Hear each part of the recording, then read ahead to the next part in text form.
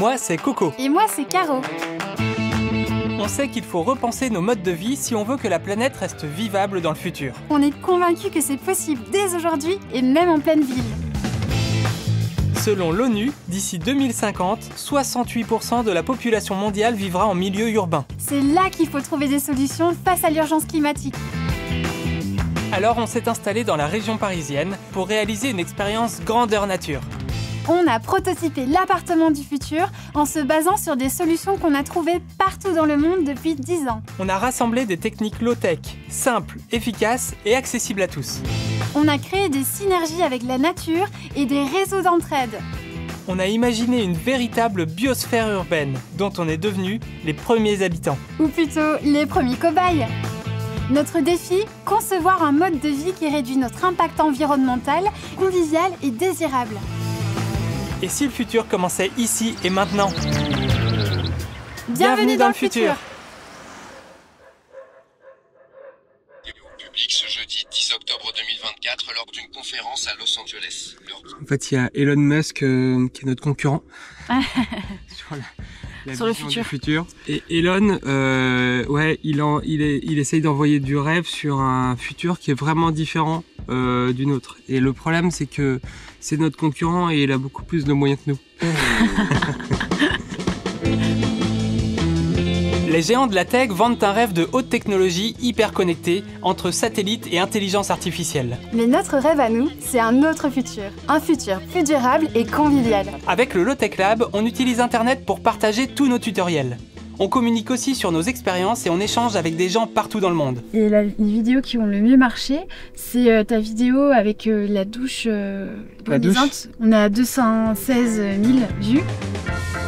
Pour l'expérience biosphère urbaine, Internet est indispensable. Ça a même été l'outil principal de notre collaboratrice Emma pour coordonner le programme de sciences participatives. Elle a demandé à des centaines de volontaires de tester des low-tech chez eux et partager leurs résultats. Elle leur a transmis des tutoriels pour qu'ils puissent fabriquer les systèmes et des questionnaires pour suivre les expériences. Ça nous permet de faire avancer efficacement la recherche sur la biosphère urbaine. Emma a coordonné tous ses cobayes dans toute la France, en Belgique et ailleurs grâce à Internet, et ils ont aussi communiqué entre eux via les réseaux. Alors, petit rituel du matin, consulter mes conversations WhatsApp de participants qui voudraient avoir des conseils, des astuces sur les expériences. Est-ce que pour commencer, tu peux te présenter J'ai 26 ans, j'habite en Belgique, du côté de Liège. Et alors, pourquoi tu participes à ce programme? D'abord évidemment pour son côté engagé, environnemental. Et puis je trouve que c'est trop chouette d'impliquer plus des gens, que ce soit pas que des chercheurs de leur côté. Ici il y a de la menthe qui pousse assez bien. Le basique, ça va. Vous faites que la mission Grillon du programme? Ouais. D'accord. Ouais, j'ai fait une mission Grillon. Alors, Au début, il y avait 1105 candidats. Emma en a sélectionné 450 qui ont mené en tout 800 expériences. Le gros avantage, c'est que ça pousse à tester aussi au niveau culinaire, quoi. Ça te dérange pas qu'à chaque fois on fasse un petit plan c'est super en vrai. Internet a été un outil génial pour trouver les participants, leur transmettre les tutoriels et les instructions de chaque mission. C'est aussi grâce aux réseaux sociaux qu'ils ont pu échanger entre eux, se donner des conseils et s'entraider. Et après, on a les larves de mouches soldanois. Ok. Donc là, les déchets, tu les broies pas particulièrement, tu les laisses... Au final, ça marche très bien. Le numérique, c'est donc indispensable pour nous. Mais c'est une industrie qui a des conséquences négatives sur l'environnement. Pour commencer, il est important de comprendre comment tout ça fonctionne. Internet, c'est un peu comme un énorme réseau de routes qui permet à des informations de circuler partout dans le monde. Pour bien comprendre comment ça marche, on peut diviser Internet en 3 parties principales: les terminaux, le réseau et les data centers. Les terminaux, c'est tous nos appareils comme les téléphones, les ordinateurs, mais aussi les téléconnectés ou même les consoles de jeux vidéo. Ce sont eux qui demandent et reçoivent des informations quand on regarde une vidéo ou qu'on envoie un message par exemple. Ensuite, il y a le réseau. C'est l'ensemble des câbles, des antennes, des satellites et des routeurs qui transportent ces informations entre nos appareils et les endroits où elles sont stockées. Et enfin, il y a les data centers. Ce sont d'énormes bâtiments remplis de serveurs, des ordinateurs très puissants qui stockent toutes les informations dont nous avons besoin. Quand on parle du cloud, nos données ne volent pas dans les nuages, mais sont stockées dans ces data centers. Évidemment, pour diffuser au plus grand nombre des savoir-faire low-tech, on ne peut pas se passer de ces infrastructures. Mais en parallèle, on pense qu'une partie de l'usage d'Internet en ville pourrait être assurée de manière plus low-tech. L'idée est de créer un intranet à l'échelle du quartier pour permettre un échange de données locales. Ce réseau permettrait à tous les voisins de communiquer entre eux. On pourrait se prêter du matériel, se rendre des services et créer des liens. Ça permettrait aussi d'avoir comme un vidéoclub. Les gens du quartier pourraient regarder des films en streaming ou écouter des podcasts, le tout sans avoir à passer par les data centers et toutes ces infrastructures hyper énergivores. Et c'est à des étudiants ingénieurs de l'ICAM de Nantes que nous avons confié cette mission. Quand on veut limiter son impact, on peut utiliser cette carte-là, qui est un Raspberry Pi, qui est un micro-ordinateur. Ouais. Et dessus, nous, on héberge un serveur où on héberge justement toutes ces applications dont vous avez besoin, que ce soit le chat, les films en streaming. L'accès au site avec tous les tutos que vous proposez. Tuto low-tech. Ouais. Du coup, on regarde sur nos téléphones. Ouais, dans 5 secondes, normalement, tu vois le Wi-Fi Biosphère. Ok. Et après, je vous propose que, par contre, pour se balader sur le site, on est là-dessus. Ok. Ça marche. Plus simple. On se connaît sur quoi? Sur le Wi-Fi Biosphère. Biosphère. Alors du coup, là vous venez de vous connecter en Wi-Fi, Ouais. donc vous avez accès au réseau. Donc pour trouver l'adresse du serveur, vous pourrez par exemple partager à vos voisins ce QR code. Ouais. Et eux, ça va leur donner en gros la requête https par exemple biosphère.org. Et donc une fois qu'ils ont scanné ce QR code, ils vont se retrouver sur la page de connexion. Trop bien. Ok. On n'a pas encore les droits pour les différents films, donc Excellent. on a fait avec ce qu'on avait. Mais donc par exemple, si vous voulez regarder un film sur la Bretagne, là on est en streaming Génial. directement depuis Trop bien. le Raspberry Pi. Tu captes d'accord? Là, je capte un petit peu. Ah, là, je suis à une barre. C'est le Raspberry Pi qui envoie le signal Wi-Fi. Ah, là, je capte plus. Ah, il reçoit encore. Le Wi-Fi, ce sont des ondes radio capables de transporter des informations, comme du texte, des images ou des vidéos, que nos téléphones ou ordinateurs, par exemple, peuvent comprendre. Non, mais je crois qu'on peut mettre sur le toit. Ouais. Mais il disait qu'on pouvait peut-être rajouter une petite antenne. Ouais. Une fois connecté au réseau Wi-Fi du Raspberry Pi, tout le monde dans le voisinage pourra s'échanger des messages ou regarder des films sans avoir besoin d'Internet. Si par exemple un voisin cherche un escabeau, il enverra un message et hop, on lui prêtera le nôtre. L'escabeau déjà en lui-même est pas rassurant. Et ensuite, faut se hisser en venant comme ça. Ça ira, tu penses? Benjamin, ingénieur et expert en numérique, est venu nous éclairer sur l'impact écologique de ce secteur et nous partage sa vision d'une utilisation plus raisonnée de ces technologies. Bon, du coup, juste sous nos pieds, il y a l'appartement du futur. Du futur, très bien. En fait, on a regardé nos besoins. Et notre consommation d'Internet, par exemple, notre consommation de terminaux, on a lu que c'était un des principaux impacts, c'était les nombres de terminaux qu'on a. La grosse partie des impacts environnementaux liés au numérique ont lieu au moment de la fabrication des équipements.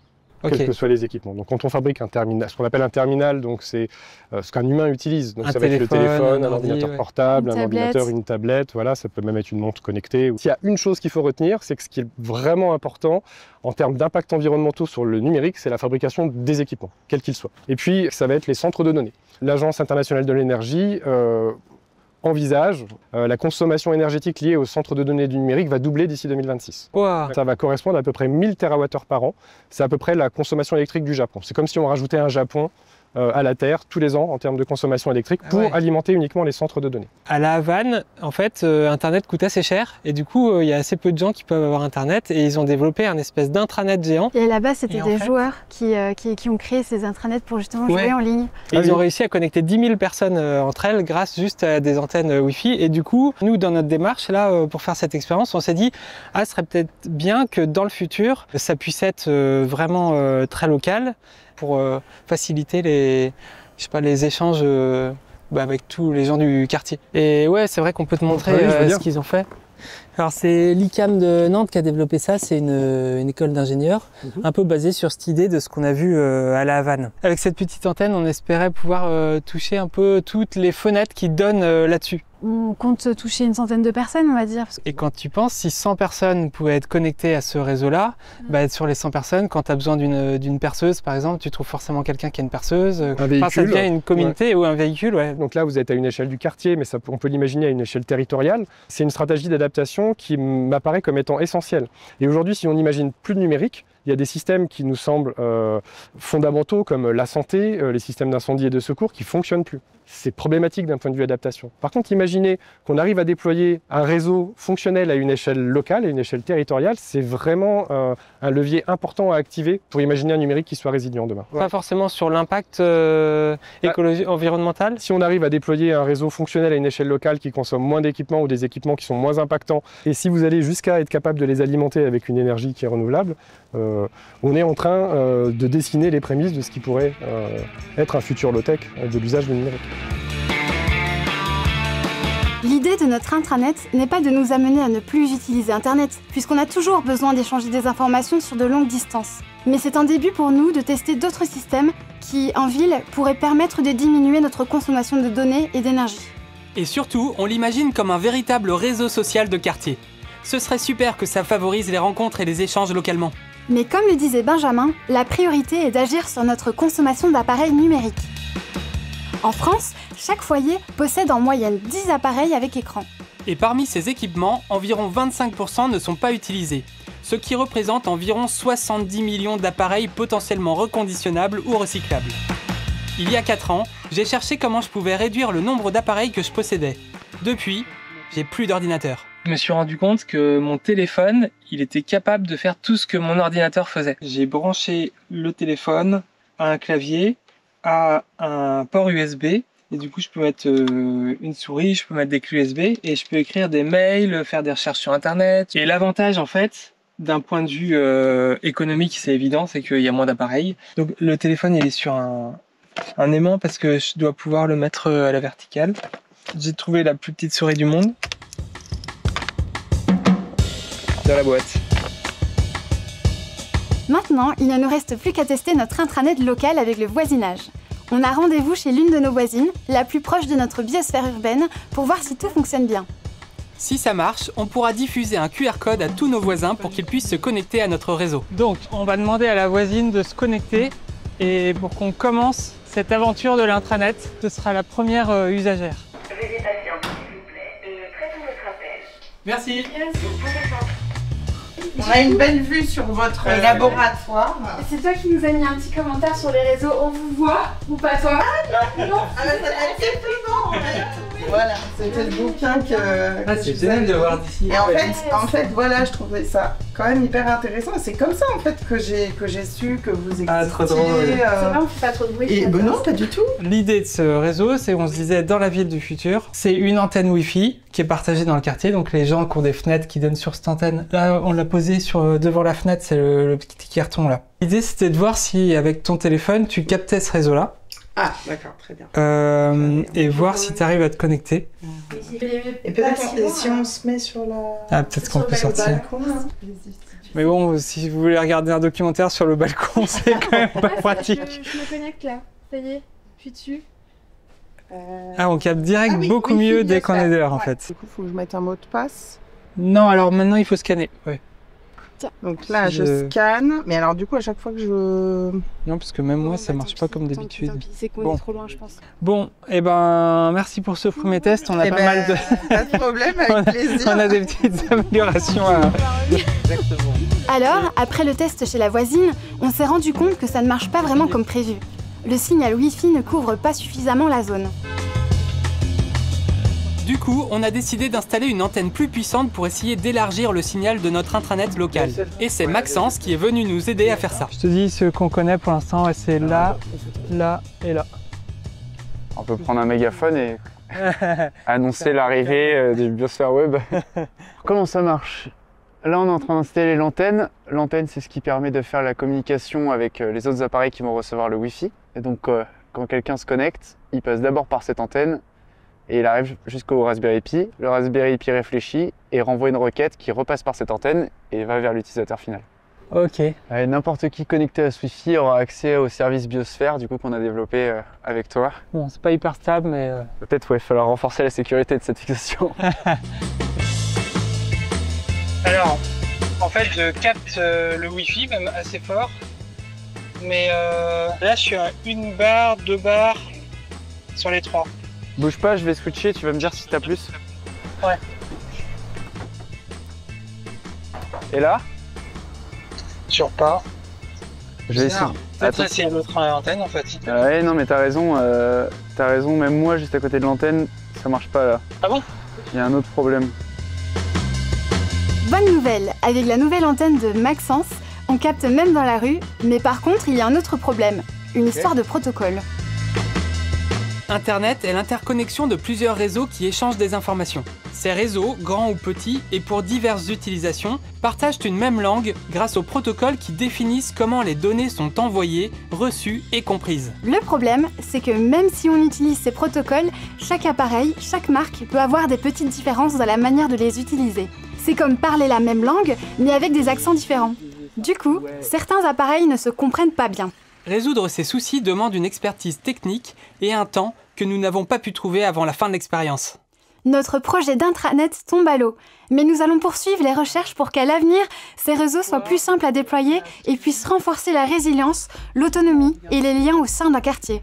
Alors Coco, t'as choisi quoi comme film là pour ce soir? Alors, on va regarder un documentaire sur les amis. C'est un épisode du Vortex. Ah bah c'est cool ça.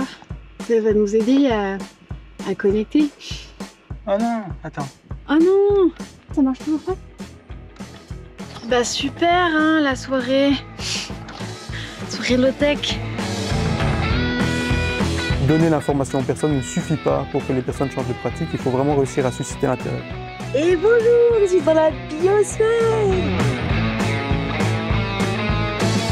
I think I was born low-tech. Alors autant en ce moment j'ai pas trop d'histoire d'amour, autant j'ai regardé les yeux dans les yeux. Les larves, c'était la chose la plus belle que j'ai vue cette année.